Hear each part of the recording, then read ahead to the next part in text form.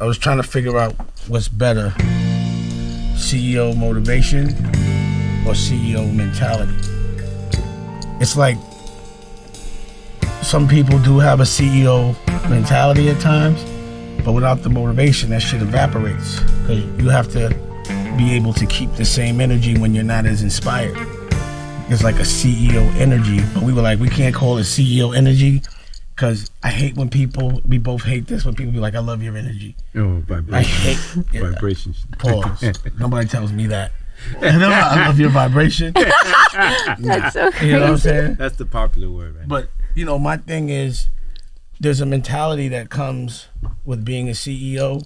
It's a certain kind of person, and I think it's what everyone should aspire to be. And I tend to only surround myself with people that have that mentality. Right. And there's levels to it, True. Some people want to make $1 billion. Some people just want to be creative freely. It depends on what your motivation is. Well, what came first, you think? The motivation or the mentality? The mentality. Mentality came first. Well, the motivation was to not be broke and to look good. Correct, yeah. And then it came the mentality. But you have to keep the motivation. Like when in the street, when you're in survival mode, the things you do there, whether it's cold out, whether it's raining out, if it's the first of the month, yes, you out there, right? And regardless of how you feel, how tired you are, you don't even change clothes for a couple of days when you're trying to get on and you got to flip. Yep. You out there. You got a window. And I think that experience made it to where doing things that didn't have so much exposure, like music and movies and legal, and not having to actually physically be outside and physically hurt my knuckles defending whatever that it is that I love, it makes things feel a lot easier for me. But my point is, in this moment, I'm gonna go with the CEO motivation. But I've known you for a long time, and this is wifey for lifey. So I've known her in other lives. We've incarnated together, and we found each other in this vibration. That's when you would say it. Yep. Not I like your vibration. Well, I'm talking like I just want to talk about. I write on those Instagram posts CEO mentality. So I have a hard time. Yeah, then that's all right, it. then fine. CEO mentality. Got to be organic. Well, one of the things a CEO does is when something's logical, you don't fight it. There's no ego with it. You win. Well, and then you're usually right anyway. So. Well, I just think so. You have to have the mentality to keep the motivation. Right. You are absolutely right. So it's CEO mentality. Right? Yeah, that's what I thought. Mentality comes first. You start thinking about it. You start thinking about it. I want to be this. It's changing your mind state, right? Because that's what Damon always says. Is we got to manifest the positive things. And today I got stressed out about something. And I was like, you know what? I'm not going to think about it being stressing me out. I'm going to think about it being positive and working out. Wow. Yes. That's a big step. I had to walk myself. That's a big step. But my whole logic was a business one, and yours makes more sense for feeling, and what makes more sense. So I'm going with what you said. Well, yeah, I'm just reminding you of what you say all the time. Yeah, so. I'm recognizing. Yeah. Okay. You want to remind me 14 more times? Yes. I want to make sure you remember. I'm one of those people, because most people don't get things more. It takes at least 8 times to tell somebody something for them to actually hear you. But I'm one of those people that usually get it the first time and then have to hear it 13 more times for no reason. You know what I mean? Right. But it's all good. I know what you're used to, but I'm not that guy. You know what I mean? So this is Willie Esco. What's up, Dame? We grew up together. Yes. In the game. Hip hop. In the fashion world, Yeah. I don't know what came first. Was it Willie Esco or Rocawear? Willie Esco was first. Yeah, because I was looking at I was coming to you for. Yeah, I got people in the building right now that actually told me, "Hey, we're gonna put all your clothes in this documentary called Streets is Watching," and the reason why, and I remember going to your office. You like, I like it because the shirts stretch right here. Your whole the whole thing was like it sits right, and the chain doesn't go inside. That's what makes a lot of sense. So that's the neck is everything. Correct. Yeah. Oh, he's back all then about the neck was everything. If your neck right for me right now, no matter what, Like I even had these conversations with Kanye. I'd be like, yo, you like the loop neck and all that. I like the tight neck. Yeah. That's your thing and it's cool. I'm not knocking it. But I need pro club look. I want to damn near look like a priest on that. Yeah. You know what I mean? I just think it makes you look more, stronger. I just don't like to look sloppy. Yeah, I mean that was the look back then, and it was we were well known for that look, right? Keep telling the story. Yeah, because I want people to know who you are. Yeah, so my CEO mentality, I had that from the very beginning, right? CEO, let's stay on topic. You are my mentality. Yeah. I had that, and there's people in the room that understand I had that mentality. I just didn't know how I was going to do it. I knew I was going to do it. I had to be patient. Yeah. In the meantime, I got the education to back it up. Yeah. So I went to FIT, where most Really? Most urban designers just I had no idea. They took up the craft, and they did it. Not even on YouTube. They just did it, right? Just so everybody knows, what is FIT? FIT is the Fashion Institute of Technology. Yeah. So I went to school to Rutgers for 2 years, realized that that's not my thing after graduating St. Benedict's Prep. And I basically said, I want to do fashion, but it was part of the pillars of hip hop. So I was a graffiti artist, not a good one. Break dancer, not a good one. You break dance? Yeah, not now, but now you would break your back. Yeah, absolutely. But the hustle mentality was like, all right, I made a decision. That second year in college, you got to shit or get off the pot. Yeah. They telling you what's your major, and I'm like, what do you mean? Like, what are you gonna do for the rest of your life? Because the next 2 years at Rutgers will be dedicated towards your career. So I did the core requirements, and I was like, this is not what I want to do. I don't want to work at a bank, because I was working at a bank at the time. That's not what I want to do.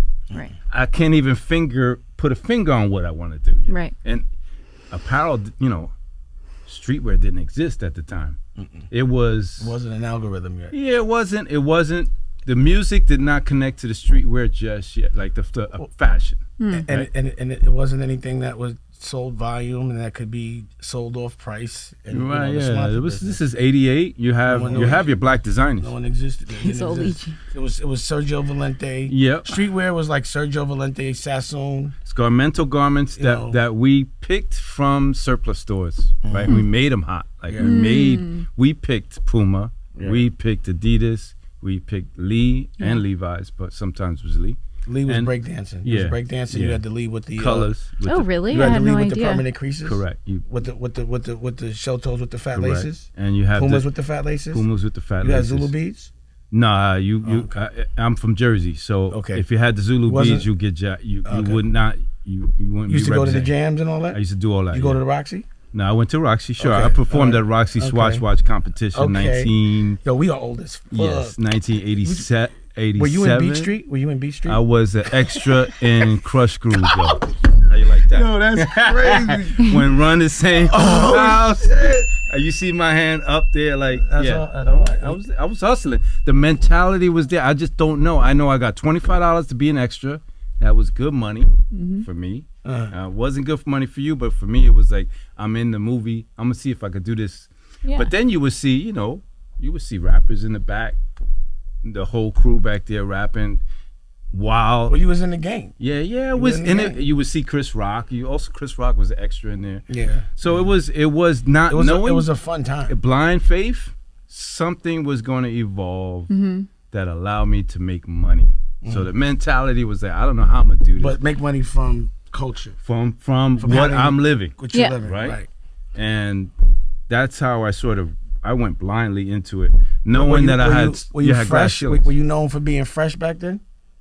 I didn't have a paper, so I wasn't necessarily slinging to get fresh. I was working to get fresh, so my taste level was European. Right. So what made you think you could do a clothing line? Why was it like, I'll do fashion over anything? By the way, just to keep things focused, as a CEO and having a CEO mentality, right? Today, what we're talking about overall is a mentality, but as it relates to fashion.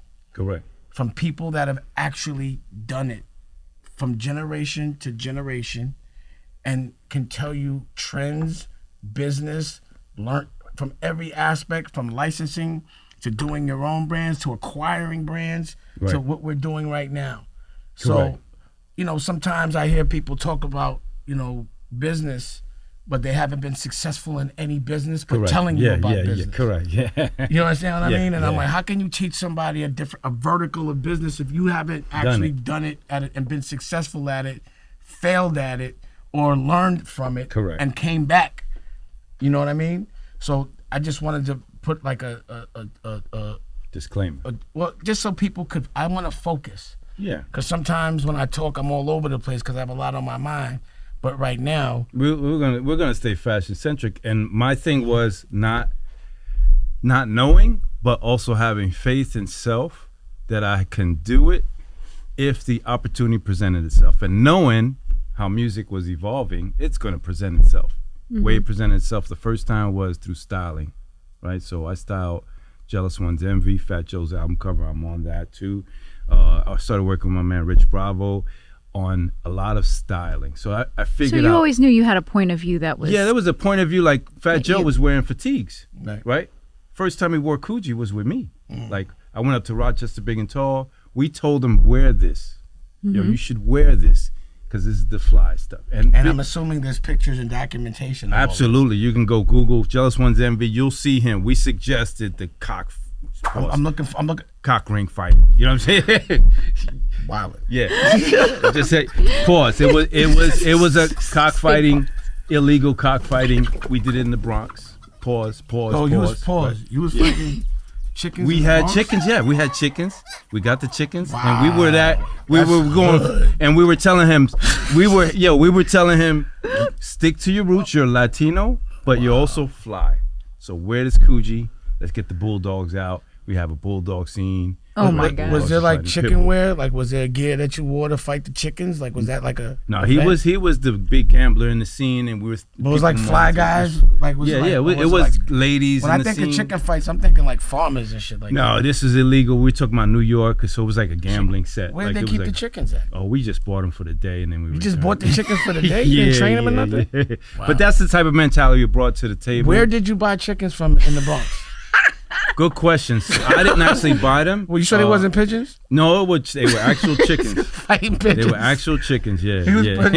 Roosters, aren't they? I think they was telling you they was. Yeah. So where did you buy chickens from? I didn't actually buy them. It was my idea, and then we had to go get the folks to go buy it and source it. You got like a chicken plug? Pause. Yeah, there was a chicken plug, yeah. Wow. Yeah. I wasn't making that much chicken, but we had roosters on set. Did the chickens fight till they died? Like, No, we kept it real. Did we let them go? Gotta give up? Let them go. $3 I'm Puerto Rican. I know exactly what happens. They fight till the death.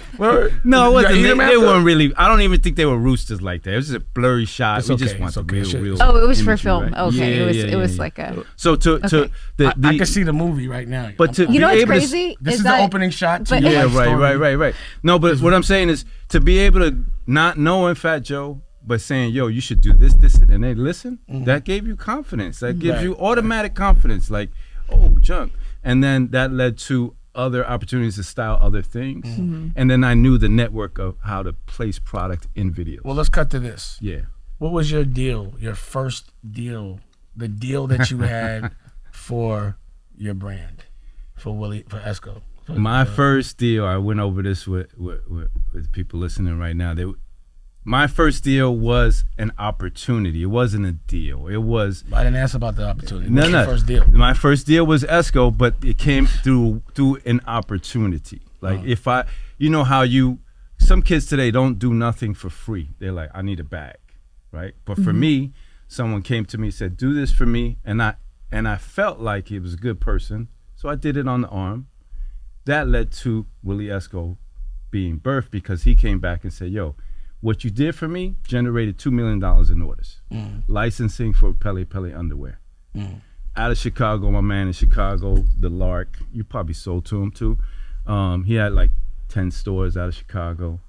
And so he did a licensing for Pele. He was doing so well with Pele and Mark Buchanan's from the Chicago area. Right. So Mark gave him the license for underwear. And back then, you remember, underwear was Marky Mark. Everybody was doing underwear. And Tommy. what people should understand what licensing is when you rent your brand to somebody and they sell it, they make it, and they give you a percentage of it. So like, let's say it's a 10% royalty that you would get. If you they make $100, you would get $10 from it. You make $1,000, you would get $100. But you don't have to make it. You don't have to hold inventory. And if you make the right deal, you get a minimum. So whether they sell it or not, they got to pay you anyway. So that's the dream for most people. Correct. Is to maintain their designer line, because you have to have the integrity and The you have core, to keep the point right. of view. Yeah. And to license the other verticals. And the biggest one is a fragrance, which is the hardest one to get. Yeah. Once you get to that point. Right. So what was your deal? So he came back, said, do a line, any line you want to do. But I know that I'm gonna invest in you. Mm. And because you made me money overnight, do whatever you want to do. So I had to look at the landscape. I had Carl Kanai, I had Fubu, I had Fat Farm. No Rocawear yet. Mm. But you were bubbling. You were bubbling. I was snooping around. You were. What? I'm interested to know that at that period of time what exactly was going on. But you were bubbling in the space musically, not fashion yet. Well, this is what happened with the fashion real fast. So Rockefeller was always meant to be a brand or like a conglomerate that did movies, fashion, music, all those verticals I wanted to do. Right. But I just didn't know how to do it. Correct. Yeah. And I was always looking at Russell. So I don't know if Fat Farm was around, but Fat Farm was around. After the iceberg thing, mm-hmm. and you know, I was like, I'm gonna try to make my own. No, this was before that. It was before the iceberg thing. What year? This was like on John Street.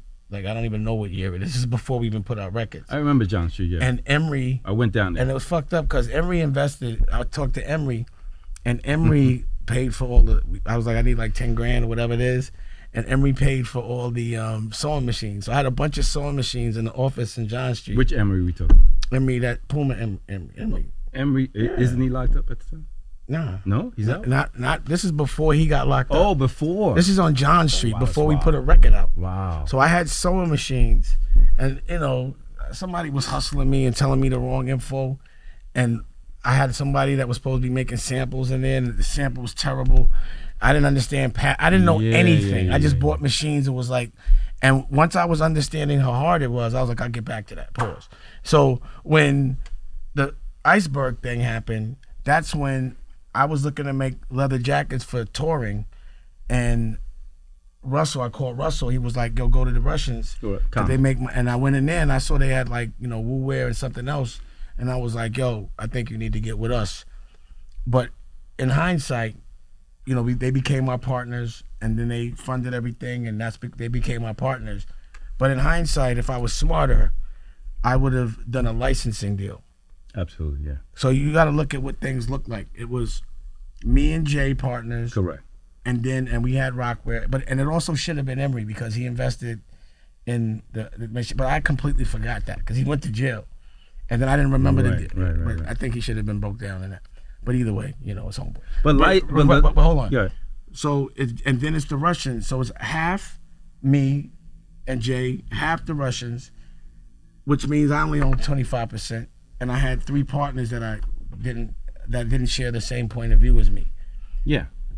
And it was a problem. But if we and Jay would have just licensed it, we would have owned it 100%. Absolutely. We would have just been renting it to them. Correct. I would have never had to deal with them. I could have fired them like I used to fire everybody else. Correct. But that was the difference. But there was the risk in investment at the time for anyone would have been a little harder for them to swallow, like a licensing. Yeah, you're good at music. Risk. It wasn't no risk. Not for you, but for anyone. No, for them. Yeah, it wasn't a risk because they already had a salesperson that had committed. They only got to and you know how this goes. Yeah, I know. No one's doing like before they do the deal with you, they go and have a salesperson go ask a retailer. Correct. Yeah. Will you take this? Research, yeah. And if they say they will, then they'll give you the deal. So they could have easily still licensed it. There would be no investment or exposure, and they did not have to pay for any marketing because I did it at the same exact time that we were putting out the Hard Knock Life tour. Correct. So what I did was wore a T-shirt and I wore a hat. And every market that I went in, all I wore was a T-shirt and a hat and some Timbs and some Nike Airs, and got it popping that way. If you even look at the press conference, I'm wearing a rock. Those were the first samples for Rocawear. I got the Jermaine was helping you with the design. Yeah, you know what I mean? So I always had the intention of it. You actually asked me to design the whole collection. Yeah. And I was like, I can't, my contract, I can't do it. But before before you actually had to deal with the Russians, I went to my partners. Alex and Norton. Yeah. I went to now all that, the entire garmental industry in the leather space, they all knew each other. Yeah, so of my course. partners were Straddlejack. They did leathers also out of Harrison. So it was a big leather business out of Newark, Elizabeth Avenue. So everybody knew each other. So I went to them, and my mentality, just so you and my people here know, my mentality was selfless. I was like, I want my whole crew to eat. Let's help you get your deal. You already asked me to do the collection. I respectfully declined because I don't want to get in trouble, but let me help you find, right? And then I went to my partners and said, there's this thing happening. It's called Rockefeller Records. You had the leather jackets, right? You had the chains, and it was, I listen to hip hop, but it's few hip hop songs that I like, or eras that I like. I'm very particular. I like Mobb Deep, I like Nas, Wu-Tang, but this was fresh and new, and I was like, this is a wave that Damon John, Fubu, myself are not going to be able to stop. And I had Nas. I had a pedigree rapper. Yeah. I was like, we had Harlem. It was Harlem was in the house. Yeah. Once Harlem gets plugged in, it's a rap. And I was telling my partners who had Samsung money. We had long financing, like from Samsung, a couple $1 billion, and I was like, you need to bring these guys in our tent. Don't push them away because they're gonna gobble us up. It's Google mentality. It's like acquire the threat. That was my whole intention. Was to eat everybody's food. Correct. And we went to our partners and, well, we can't do this. Damon John said I can't do it. I was like, you guys are wilding. You should do this deal. And then that's where Comet and them started talking. They co-signed you. My partners co-signed you. So when you did the deal, I was like, it's great. At least you have the deal. But now we got to deal with your competition, right? And I knew what was going to happen. And it's understanding the music industry. Right. You have a window. You have a shelf life, no matter what. But the mentality is, I'm going to live on the shelf, and then I'm going to start building shelves, right? Well, that was my intent for Rocawear. Correct. That's why I State Property. Correct. Charlotte Bronson, Rachel Roy. CEO. And I started to develop CEO because I needed my own point of view, which is, it's taken me about 10, 15 years. 15 years, to be able to actually sell my own product, as opposed to, because I'm known for helping other people sell their points of view, but I never had my product wrapped up in a point of view. And I it's funny because when Rocky came into my life, it was like that pivotal moment when I had just decided to do everything different and to do things independently or do it different. And Rocky was with me when I was first talking to Jeff Heckman and Jamie Salter. Yeah, she was there for that whole wave. So after the Rocawear thing, I was like, who are those guys to let the audience know? Well, Jamie Salter. He owns Jamie Reebok Salter. now. Well, now he owns Reebok. But what they do is, their game is they get a brand in distress. Correct. They go catch it at auction or whatever. They liquidate it and then they sell everything off price, and then they license everything. Yeah. And that's what they do. And then what they do is they go to a Goldman Sachs. They'll have a fund, and they'll raise the money. That's an excellent hustle. And it's completely based on how much money.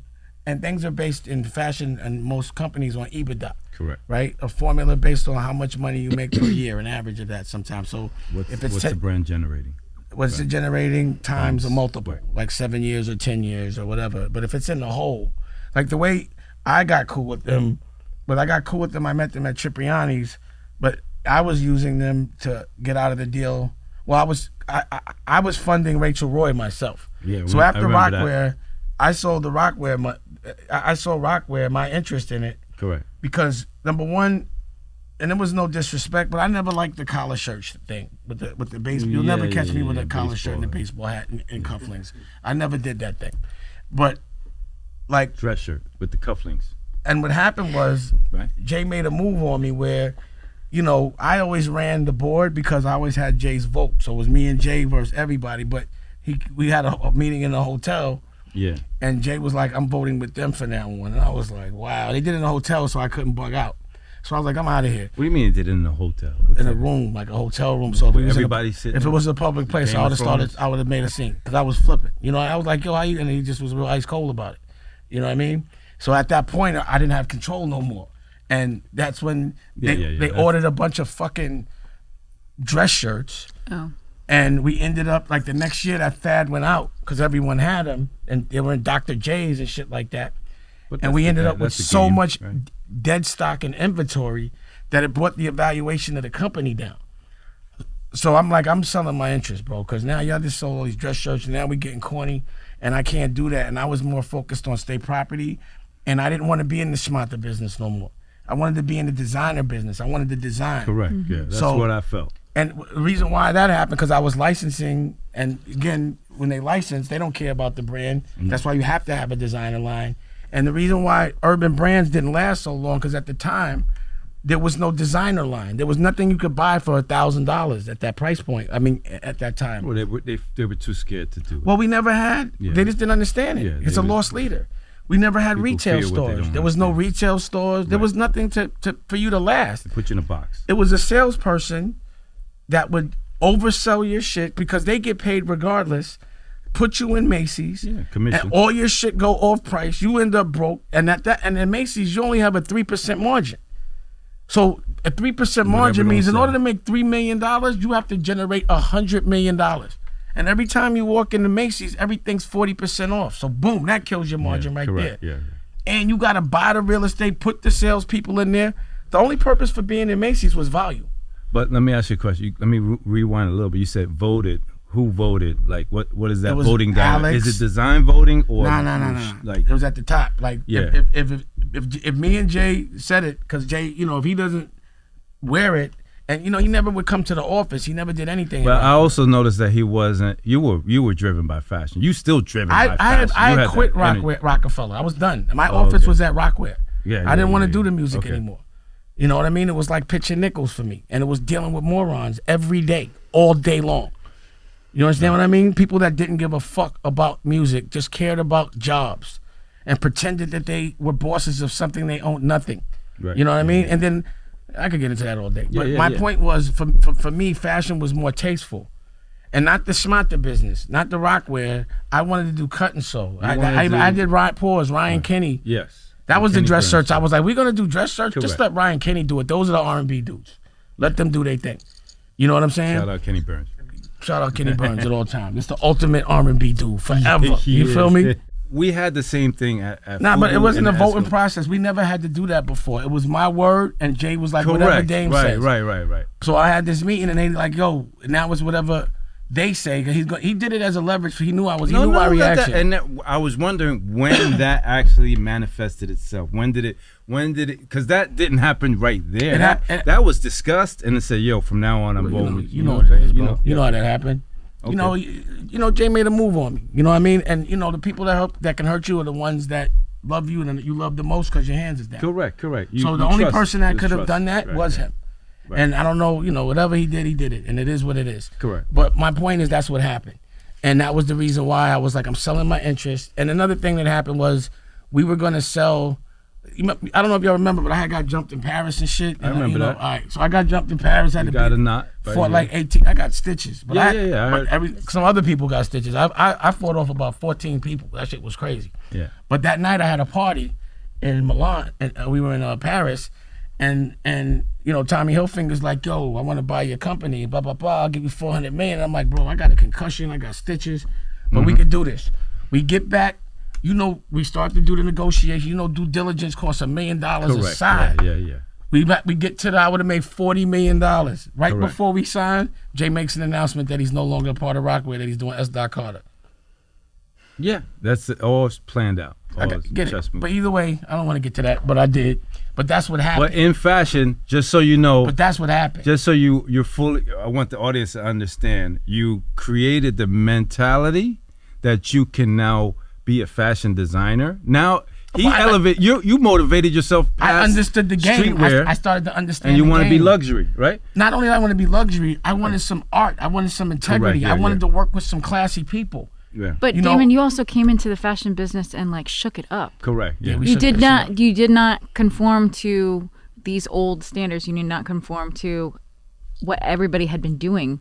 You you made your own rules. Yeah, there was a new watermark with Rocawear, right? Well, that's because I had control, because I had hit records every day. Correct. You had to have. When I had the control, then I could make change. Correct. And that's why certain kinds of control, I went independent.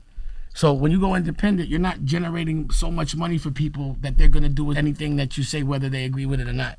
You have to be generating so much money that whether you don't even have to hear nobody's opinion, or you're fired. But if it's something where you have to believe in it and you got to earn, and that became the art. That's what I wanted. I was like, yo, I want when I did the Rachel Roy brand, and by the way, it was meant to be called Muse, but I couldn't clear the name. Right. Because I was trying to send clothes to like Giselle and Naomi Campbell, and I couldn't send Rocawear Juniors. I was sending, all I had was velour sweatsuits. You know what I'm saying? I'm like, you did the acting things with them, but I was like, I have to do something that reflects my level of luxury. And it's closer to them. I'm wearing $5,000 leathers and shit from her. You know, I'm wearing Purple Label, so I wanted to make that. And you know, at the time, I had Rachel was my inspiration, so I was like, you do this, and she was running. And to move into, I think you felt that it's an easier way to enter into. I don't want to be around dudes. I don't want to see dude models or none of that shit. But I was like, you know what? I can't clear it. Just put your name. So how much was Rocawear making at the time you decided to your motivation switched? We were on the way down, but when I was gonna sell it to Tommy Hilfiger, we were doing like EBITDA of like $40 million a year. Yeah, it was stupid. And the thing about a business is, I thought you were doing more than that. Nah, for EBITDA. So we were doing about like $500 or $600 million worth of clothes. But I don't talk in gross. Net. I only talk in what I'm putting in my pocket. Correct. Because that's the only, and that's another thing. People think gross means profit. I mean, you could gross 100 million, but be spending 110. And that's what Def Jam was doing the year before we had hit records, before they got with us. You feel what I'm saying? And all the expenses and line items cut into that net profit. You can't, in a loss is a loss in an evaluation. Yeah. So you know that's what I was hustling for at the time. But we were doing like 40 million. So imagine 40 times 10 is 400 million. You understand what I mean? No, I think it might have been the multiple at the time, might have been 7. So, you know, but regardless, I was like, all right, I want to do this. I want to do designer. I want to do things from my point of view. And I can't expect people to listen to me if they're putting up some money. I can't expect them to listen if it's just, you know, I was talking to your brother. At least he looks just like you. Right? My boy, Rich Bob. But, you know, I was like, imagine somebody telling, because he paints. I'm like, imagine somebody telling you how to paint and what stroke to do. Yeah. It's impossible to think about that type of shit. Yeah. So was Rocawear the first clothing line that was led by music? No. Fat Farm. It was Fat Farm to me. What was the history of this? The Fat Farm was the first label. Fat Farm was the first label. You had a label and had a and the reason why I named it Rocawear is because Def Jam owned Rockefeller with us. I was like, you fuck. Didn't want to share it with I did it to taunt them. I was like, there's no way Leo is gonna get any of this money, and that's the reason why the 360 deal started. Because when we were doing that, I was laughing at Leo. Yeah, you're making more money. Because they were mad that they knew that I was using all of the marketing money for every artist to market our clothes. Correct. So I was like, yo, you are marketing for me now. Your name is Market Jackson. That was his name right then and there. That was Leo's name. That's all he did. But that was also Russell, because I worked as a stylist. But what I'm saying is, they owned half of Rockefeller. But what they're doing is cooking the books. They're putting so much debt. Yes. But all these videos are costing all this money, and they're lost leaders. You can't make money from something like that. At least at the time, there wasn't streaming. So I'm putting in my products that they don't own any of, and I'm making this much money to where I'm considering Rockefeller my marketing. Yeah. I wasn't in Rockefeller the last years for money. I didn't even make no real money at Rockefeller. Yeah. I never looked at more than $3 or $4 million.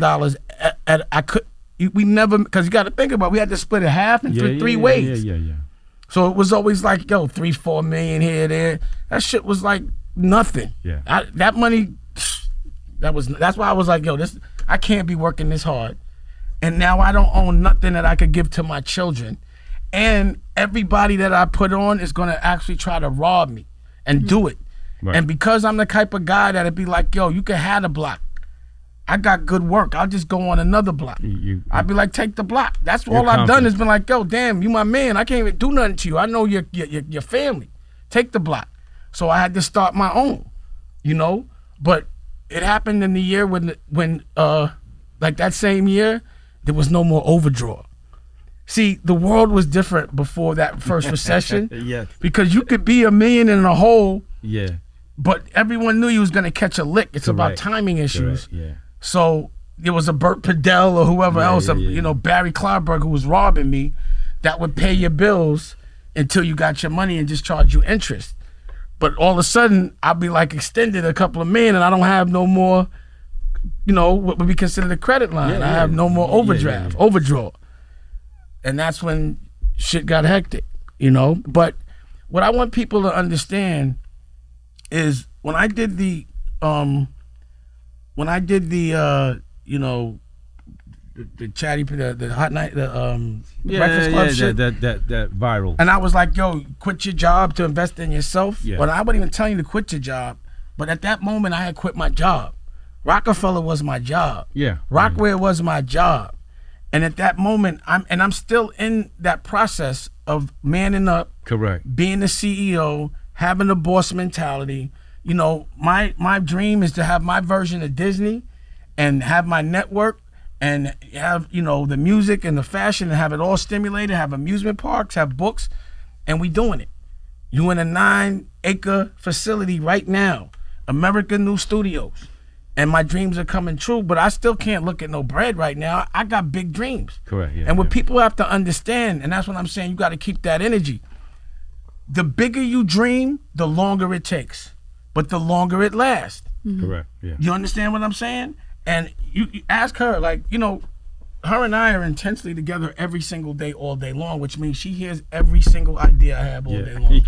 Is that a good or bad thing? Or? I think it's a great thing. It's inspiring, but sometimes it can be overwhelming because sometimes someone has to be like, feel like, okay, well, that's gonna.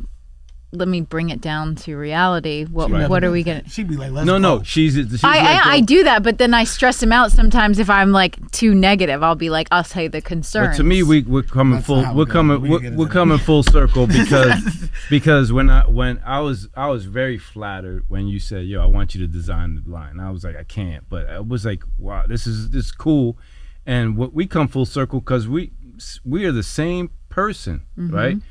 I didn't have the music part. I just in fashion. This is what I do. So it's the same dynamic. So we're coming full circle. I have my wife. I bounce everything off her. Yeah, you with your kids a lot too. I'm always with my kids. But the thing is, you can't stop dreaming. It's always gonna evolve to something bigger and better. You gotta have the motivation to continue to do that. My favorite line, Damon says, and I love telling even the principal. I said it like 3 times today. It was like, there's no reason you have to dream big because you can't dream as big as you want because dreams don't cost money. Nothing. So don't dream cheap. Yeah. Now think about where we at now. Now cut to right now. I got CEO. Yep. You got Jack Claire. Yep. We did a collab. Yep. Right? You got your own sneaker company, black owned. Yep. You know, CEO. There we go. We got these coming out. Yep. These are gonna come out. The lavers, like the high top ones, like the low cut with the mesh on them. Yeah. You know what I mean? And then you got the runners. Wait till I CEO these up. Yeah, we got the runners. So you check these out. Like, so literally, you know, what's happened is with the Disney thing, and again, this is business, CEO. Right. I always make an octopus and I put 8 legs, which are the different verticals. It's always movies, fashion, documentaries, books, all of this, right? And we've been building the brand by just making clothes at a very high price point, very well made, and only letting people we know buy it. You have to know somebody at that point to get CEO. And, you know, it's been a journey, but now, we're wiser, and we cut out a lot of the middlemen. It's a different type of economy, right? So it's direct to consumer. It's direct to consumer, and you don't have to appease the retailers like we used to. Like, actually, I don't want it. I get requests from Jaclar for retail, wholesale. I don't need it because I know the pot at the end of the rainbow is I am going to be able to dictate who I want to wear the product. This is what's important. Tell them how you got Jaclar and the heritage, because I couldn't just make a sneaker and put it out. Correct. Yeah. There's no heritage. And it also speaks about how, you know, when you first did ProKids, the licensing dynamic there. That was a smart play in the sense where he went back to nostalgia. Yeah. That was the you smart went play. Back to nostalgia, and you made ProKids hot for someone else, not for himself. Well, the deal was tricky. Right? Yes, Let me tell you what that deal was. I was licensing ProKids from Stride Right. Correct. And of course, they're a sneaker company. Why would they license it to me? I'd be doing a license with them. Correct. But, you know, my thing was at the time it was doing $8 million. So the deal that I had was if it makes... And that's nothing. Nothing. Sneaker. So if it's doing $20 million, we'll just bust down the $12 million, not the 8, if it sells. You understand what I mean? But the thing about it is, then Stride Right was about to sell to somebody else. I'm like, yo, what? And for this big number, I'm like, where's my bread at? Yeah, and they're like, no, it's only if we sell it their individually. You just inflated their EBITDA for them. Yeah. So it was like it only, and I didn't want to Right. make any more, because first we did the jacket, the Nike Airs poles, and we did the cookies and all this, but it got played out really fast because we did too much of it. Right. So I wanted to just focus on the heritage, and they're like, no, you got to make these, and I'm like, nigga, I got to pay minimums. Like, you know what I mean? Absolutely. I'm not gonna make a bunch of stuff that's gonna have to go off price, and you're gonna kill the brand. So that's why I gave the license back. Middleman dynamic. I didn't own it. You know what I mean? So what's great about this situation, and what I love, is that we're reverse engineering things. Correct, exactly. Right? Exactly. So, you know, we know the game now, much wiser but and the brand smarter. that you bought is traditionally, it wasn't a urban brand. No, it was not. It's Americana, and it was heritage, it was 1970s, owned by a white family. White family, all that. That psyche, that mentality is it's sad. But usually what happens is they buy us, we go out of business, correct. and then they own a black brand, and then they but it's different. You bought them, and now you own it, and we're licensing their name. And like you said, you get things. I tell you, I explained it to him what I'm trying to do one time, and he was like, "I get it. Let's work," because my mentality. My son is in footwear. Like, my son designs footwear, and he works with Pharrell.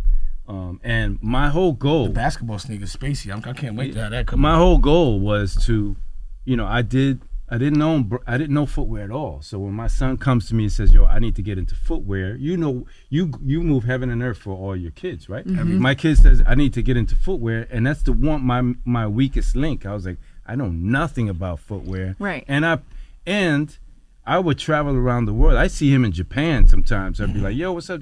We'd be shopping. I bring him back all the beautiful sneakers. Yeah. Right? So that fed his desire to be a designer. I love that. Right? And now he's asking, who do you know to help me become a fashion footwear designer? I was like, dang, I felt bad. I was like, I got money, but I don't have the knowledge. And I felt upset about that. So what did I do? I got back with my old partner. They bought Etonic, educate myself about footwear. I tried to buy Etonic. Stride Right owned Etonic for a second. Italians owned it at the time. Saucony. That's not Etonic. It's Saucony. You guys are very much alike. Saucony. But the Italians, the guys who own Lotto. If any of your kids had an interest in like fashion like this, you'd be like this, like this. Yeah. Absolutely. So my whole thing was, and my other business partners in the room, we don't like to grow up. That's another thing. Yeah. No one wants to grow up over here. No, you feel me? This is all fun. No one wants to ever have to conform to what Neverland. people's version of growing up is. Mm-hmm. It's like you have to enjoy different shit when you grow up. You can't enjoy. You evolve things. So because to me, instead of loving clothes, which I still do, I also love now to make clothes. Yes. It's evolved. Yeah. Just based on my understanding of what I can do. Yeah. And also, I don't traditionally like to wear another man's name on me. You know what I'm saying? So it's like not even. That's the process that you love and the appreciation. Yeah, like it's an art. So and to come full circle, in order to learn, I had to learn overnight. And I invited my old business partner. Yo, we're gonna do a sneaker platform. We did a platform called Sneaker Beast, SNKRBST, buy sell trade, sneaker buy sell trade. It had a ticker.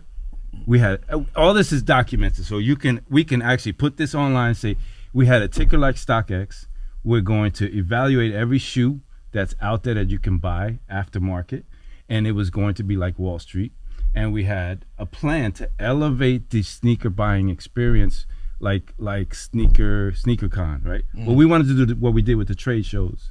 We wanted to do music. So our first show was crazy. It was who we had at the first show. We had everybody at the first show, but it was not local acts. It was Joe Budden. It was cats from Brooklyn. So we had like elevated the show. We had a new dynamic, and that was all for my son. So we acquired we got like $250,000 in funding, and I was like, "You're going to see." I can't tell you if it's going to work or not. How did you get the funding? For my old part, my partners, I made them plenty of money. You know what? Because like some of the people we work with, the names that I remember. You know. They still, I'm like, I remember those guys. But you know what it is? I can't ever remember how I left it with people. Yeah. You have so many different. The funny thing was, I'd be like, was I mad at him? I don't remember. Right? I always never know. You're probably mad at everybody, but. I think what I like too is that Damon always says this: if you do something out of love, the right things present himself. Right. So you were doing that for the right reasons. All for the right reason. And if you do it led something, me to my research led me to watch for Etonic a 30 for 30 about footwear, and it was John Calipari. He was 19 years old, coaching in Boston somewhere, the 5-star basketball camp, and he had a T-shirt, an orange T-shirt, said Jaclar on the back. And I was like, that's the brand. I never got a chance to buy those shoes. Like first, it was just I got to buy them when you were young. I didn't never get a chance to buy. I didn't have the money and distribute. Now we know what distribution is. And then you got to buy the brand. I got the shoe on eBay, and I saw it was available, and then I bought because I know the footwear game. We were in it. We were saying, "Yo, this market is going up." It wasn't at Sotheby's yet. It was growing drastically, and we knew that there's money there in footwear. Because the clothing game was, take it or leave it. Footwear, there's a finite amount of American footwear brands ever. That's it. You can start a new one. You can start an Under Armour, but that's not, they don't even have heritage yet. I've never in my life wore Under Armour. You can start Hoka. I'm not, no disrespect to Under Armour. But they don't have no heritage. I walk into on the block with some Under Armour sneakers and learn something different. Correct. I'm getting heated up. It's going to be a problem. Well, let's do this real quick. I know we got to wrap up, and we could continue this. You know, and we could. I just gotta go. I gotta go somewhere. You guys are supposed to be here. At 10 o'clock. That's what we're gonna. But now we're gonna. I missed my flight. You didn't miss it. You canceled it. I canceled my before flight. You missed it. Miss it is running to the airport sweating like OJ. No, I didn't do that. You wasn't jumping. It was all worth it. You would have if you would have the. It was all worth it. But the thing is, the whole time you were worried. I said, but why were they? Why did they come at 5? Well, no, we don't want to get into that, right, Brendan? I don't know what happened. I think the battery died. No, we had Tesla. We had to stop. They had a Tesla with Duracell batteries. And Dame and I are older, so we go to sleep at like 9, 10 o'clock. You know, my everybody else did not. That's the reason why I like to be out here where I'm at. Because there's no distractions. There's a lake. You know, Rocky and I get to spend complete every day with the baby, and when we come to work, there's no distractions, it's work. So you know, this is the first episode of many. And what I wanted to also bring up is what I like is that the younger dudes have taken streetwear and turned it into luxury. Correct. Kanye, Virgil, they opened the doors for that. There was a time that you wouldn't buy or spend $1,000 for anything made by somebody black, period. Correct. You know, even Tommy Hilfiger putting, urban people in his campaign killed them for a minute. Correct. Yeah. You know what I mean? Kadada and all. But just to be clear, I always this is how I sort of reconnect with Dame, because I don't know what I was doing, but I just text him like he's the source code for so many billionaires, trends, movements, categories, like, and not to acknowledge that is a weird thing. I think Cam said it once. Like, everybody thinks they have to be. You don't even know, Jay. They think they got to take a side. You don't have. I've seen it all. So I was like, yo, you are the source code for Kanye, who, really got us into luxury. Without Kanye, there's no luxury. There's no luxury. We got that first deal with Louis Vuitton. Correct. Louis Vuitton. So we had to fall on our swords. It appears that way. I'm happy to fall on my sword, so the next generation, but I'm still doing it. No, my sword is Yeah. I don't fall on no sword. I made a move. Yes. You feel what I'm saying? But the younger generation saw out what we did, and they built upon that. Yeah, supposedly we opened doors. Correct. Yeah. But the thing about it is we still here. Yeah. And now we're able to. That's why, you know, it was important for me to learn how to make suits and do things at that level as well. But the young cats, because I'm never gonna like judge, because you know I always hated when older people told me how to dress. Yeah. So I like how expressive it is. Might not be my thing. You like the bell bottom stuff. You told me. I didn't say I like the flare. I always like the flare, but not the two bell. I remember I designed the flares. I had the cut and sew flares. Yes. The True Religion flare? No, I never wore True Religion in my life. Like I don't have one flare. pair. It was like, thank you. I it told was her a that. Dickie Like 2 flare. Chainz It flare? was a Dickie I said flare. pause. Like, You heard what I said. The Dickie flare. Pause. I like the Dickie flare. Pause. Super I pause. love 2 Chainz, but I'm not even saying that no more. I just gotta say that's. But pause. Double pause. But I do. it's so crazy. I said pause. Yeah. So what I was saying is, we've been kicking it with Sharon Barber. Yeah, Sharon Barber is and an excellent and Barter from Barriers. new generation. Yeah, Barter new Barriers, cats. good sensibilities. Correct. So I like the way they're approaching. You know, Sharon got like a factory in Turkey, as opposed to licensing or even having. He's actually the factory, which is the real fashion business. At Sharon Barber, check his stuff out. There's a next wave, and we usually have a finger on the pulse of that. Yeah, right? Exactly, and very into the people, educating. And he's very very smart too. From Camden, and he thinks in luxury, so I like that. And so I just wanted to say that there are the new guys that I'm looking at that I think, and they're not even new. They got big businesses, and they don't even realize what they're doing. I'm like, yo, your EBITDA's what? How did you do that? Yeah. You know what I mean? But they built brands, and I'm looking forward to that. But they're all showing you love. That's wonderful. 100%. They utmost respect to them, and I actually learned from them, and I like that. Rocky's book is out. Yep. Now in fashion, right? Because what she has is an IP. Correct. Intellectual property. Intellectual property.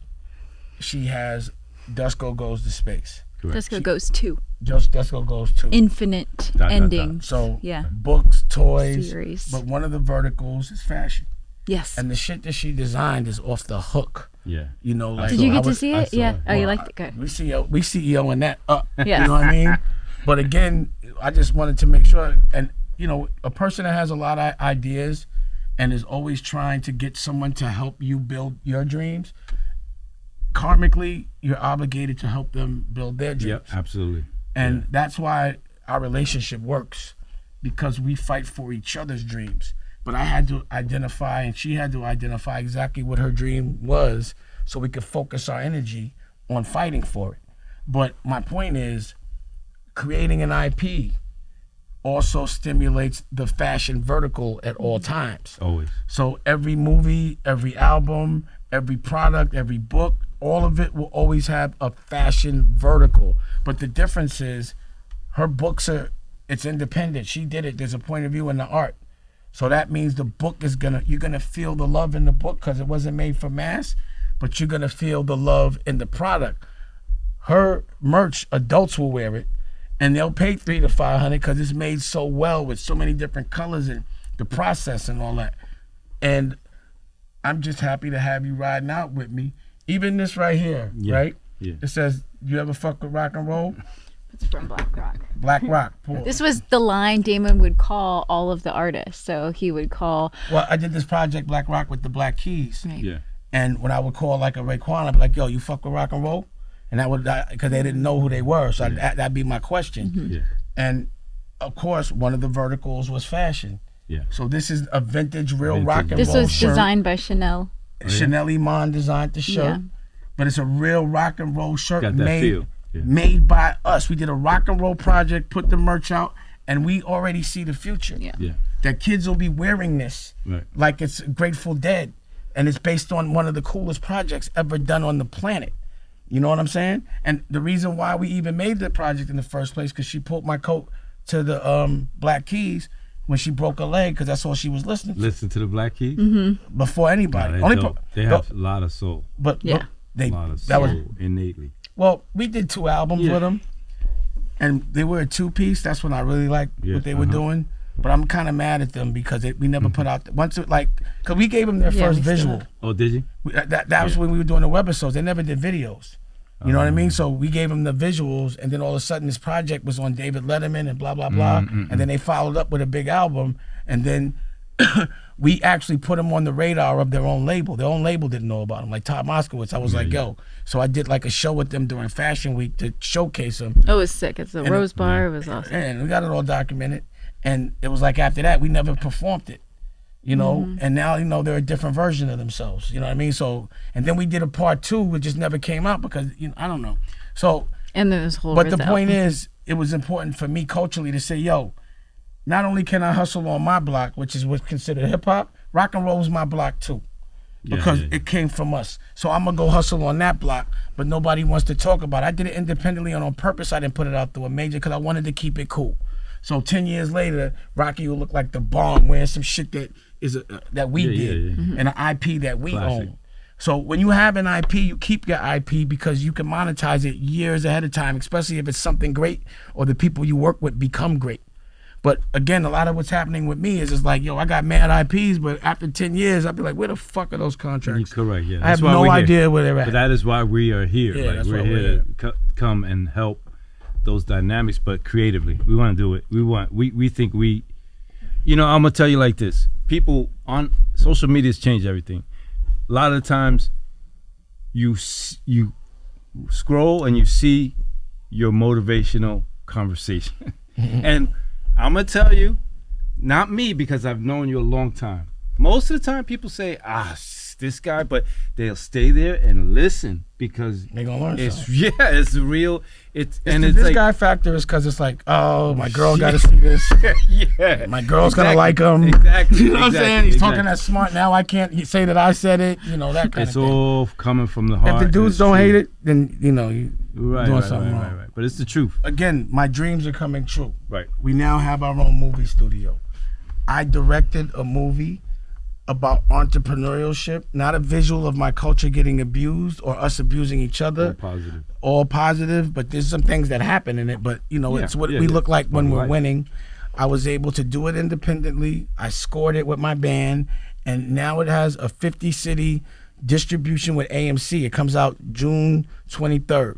Right. And, you know, of course, I'm going all vertical. So I showed you the basketball shorts back at the crib. Yes, you did. And we're doing a soundtrack.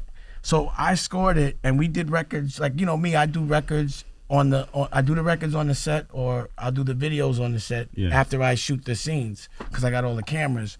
So I got all my rock and roll shit, but I'm looking for some new energy to put on this soundtrack. Yeah. So, you know, we're doing this contest with Orbit, and we're going to go and we're going to see and look for who is the illest.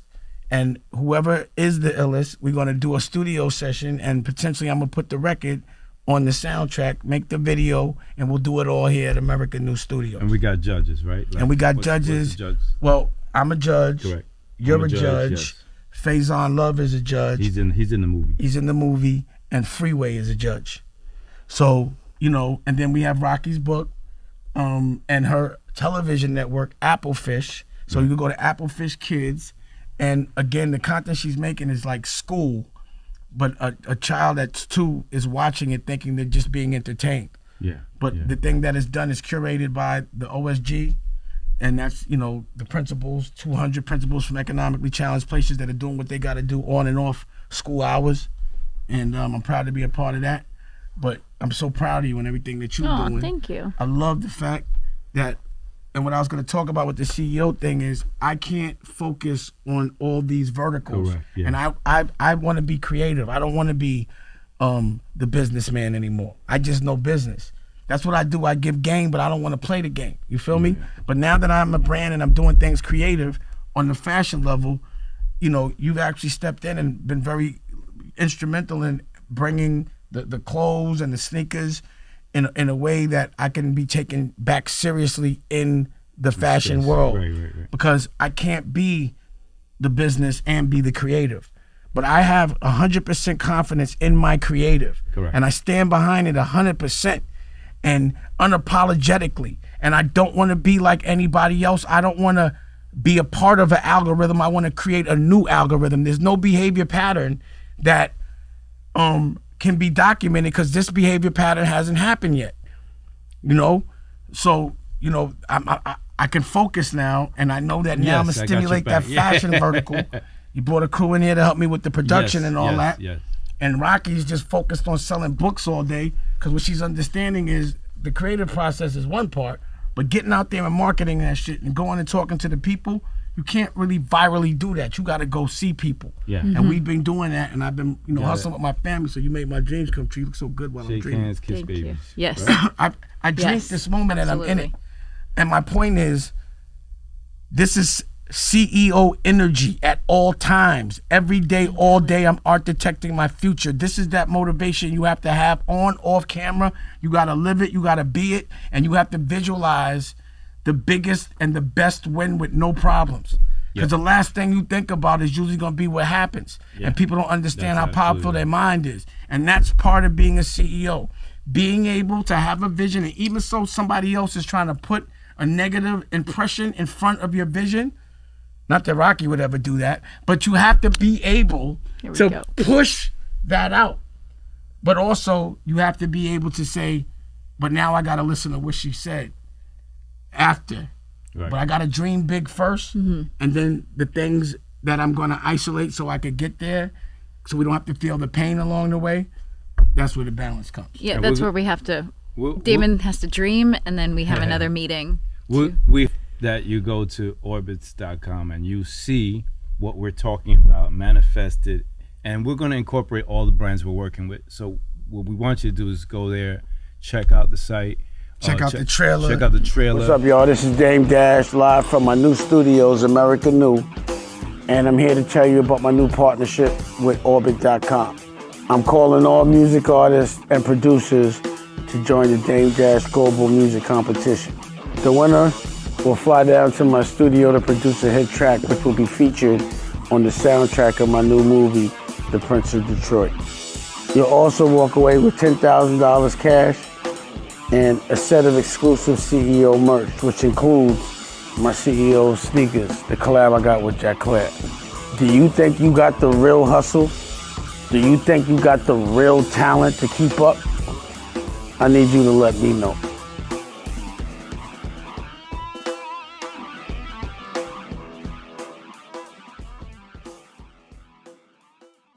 We want you to vote.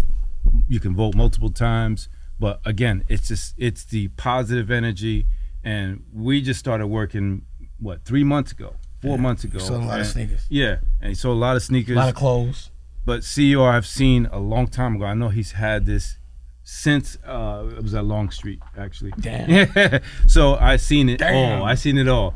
But I'm happy to be part of a dynamic where we do positive stuff like this. Well, the brand is my family. Yes, correct. Yeah. It's all for her. And I brought my family here. So my family's all for my here. daughters. Yeah. It's all for them. It's their brand. Yeah. And what I was able to do is hustle, create the brand, and now say, yo, go run the brand. Correct. So my daughter's gonna be the creative director of the clothes, Ava Dash. Boogie's running the football teams and shit like that, the league. And my other son is in college. My other daughter's about to hit high school. And whatever she wants to be and whatever inspires her, I'll create a business around that. Yep. And, like for me, it's like, and it ain't no disrespect, but to me, the coolest girl to have, the trophy wife, is like a smart artist that writes children's books. That's a flex for me. You know what I'm saying? Yeah. And she's everything that I consider a true flex. Real, legit, cool. Brings cool to the table. Like, I honestly thought I was the coolest person on the planet. I was convinced of it. And she kind of is up there with me. Thank you. You know what I'm saying? Like, she got to be cool. She pulled a whale. You know what I mean? She cool Dame Dash. But it ain't no bullshit. Like, she's ill. And that's why I want her with me by my side, because almost everything she does, it's right. Like, I make a lot of shit that makes no money. I'm just ideas. You're creating. But when she takes an idea, like she did that magazine you saw, she did that book. Remember, she was like, what creative crew? It's like Rocky's staff. I can't even have a staff because I'm the worst boss, because I lead by example. I'm smoking weed all day. You know what I mean? God. She hates it. So, you know, I'm like the bad kid in the class. It's terrible. You're the bad kid in the class too, but you like the wanderer. Yeah. You know what I'm So saying? we'll get you a strand of weed. Where is it? But anyway, so what you'll see is more of this CEO mentality. Correct. When I have a guest or I'm talking to somebody, these conversations are about not, you know, what you aspire to be. It's more like what we've learned from people that have actually done it. Correct. Yeah. Won at it, learned from it, lost at it, came back again. Because that's what being an entrepreneur is. A CEO is, it's not rosy every day. That does not exist. If you're a general and you've never been to war, you're not a respected general. Correct. And an entrepreneur is a general that has to look forward to war after war after war. And I look forward to every war because I'm fighting for love, the love of what I love, what inspires me, and what the people I love, what inspires them. Yep. There's so much to fight for. There's so much to change. And there's so much corny going on that I'm going to be the superhero, that man, and my nemesis is corny and uncool and unjust. And there's so many people out there and things out there that need to be changed and evolved, you know? So I'm having a fun life. And, you know, I finally got a family. Yeah.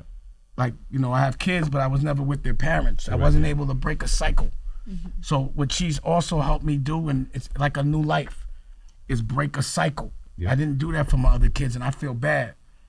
But the pattern of my family and the people in my family growing up in broken homes, I got to change that finally. Correct. And that's the most important thing, you know? And because I've led by example, my daughters and my kids know what a good, healthy relationship looks like. Correct. So that's all they'll accept. And all they're gonna accept is boss. And all they're gonna think in is a CEO. And the flags will pop like, yo, I'm not the boss, that's a flag. Yeah. You know, I'm not comfortable and I'm doing something for money, not because I feel like it, flag. Some people don't know the flags, but, you know, we do. So I appreciate you. And, you know, I think we got to keep this fashion talk going because we got the history, but I also want to help empower. Let's get a bunch of other cats in there. We love fashion. We could talk fashion all day. So. I love to hear about it. So this is for people, and I think everybody should want to know about it because you'd be well-rounded and tasteful. But if you particularly want to be in fashion, I could tell you how we did it 10, 20 years ago, and I could tell you how we doing it now. So next podcast will be... Don't call it a podcast. It's a show. It's a show, right? Next, we're going to go through what I experienced during Ether and what he experienced during Ether. And we'll compare notes, right? I was in shock, but I was happy. I wasn't hurt. No, we don't start that. I'm going to tell you right now what happened. I was hyped that he said my name. Yeah. But also I knew what homie was doing with his, you know, I was like, this, and I thought it was a distraction. I'm like, this is bubblegum shit, right? It was. And then I go to do a fucking Rocawear campaign in Arizona with Freeway, I think. He was there, I land, and this dumb shit is on the radio. Correct, and we took a L. Because he got in his man's emotions. Just know, all of New York was listening. What that had to do with you? No, I was right there. I'm right there. Everybody was there. Oh, you was in the car with? I was. He was with. Yo, I fuck with Nas. Yeah, I think he's one of the cooler ones that like. Cause I determine who. He understood the game very well. Well, you see how cool somebody is when they're older. Yes. Cause a lot of people, it's easy to be cool when you're 21. Like Reckless is like you supposed to be that, but like sometimes after 30. You don't change your jeans and your cut is different and you start to get corny and you don't even know it. You stay in that moment in time. You stay in that moment in time. Like it's not your high school days. You don't wear the same cut jeans you had back when you was rolling. So I think he's evolved well. I never look at him and think he's like someplace he shouldn't be. Correct, yeah. I look at the investments and the things that he does. And then he says my name sometimes in rhymes. But he's one of the dudes that I consider straight vinyl. Pure hip hop, unadulterated. Correct, I haven't seen him do too many. I haven't seen him do nothing corny. So I have a respect for him. Yeah. You know, and plus, he got it homie. He was the only person I ever seen really rattle him like that. Yeah. But I was like, yo, it was an epic moment though. Just yo, bro, I couldn't even talk to this dude for 3 weeks. I didn't talk to J Bond that shit. I was like. And then when he went and apologized and shit, I was like, no. I was hitting him from the thing like, get off the radio. We looking crazy. And Irv did that shit, a Queens nigga. He gave him pause, the banana in the tailpipe. Yeah. That was a Queens thing. He didn't even see that. Yo, Irv, stay out my business. Mic drop now. All right?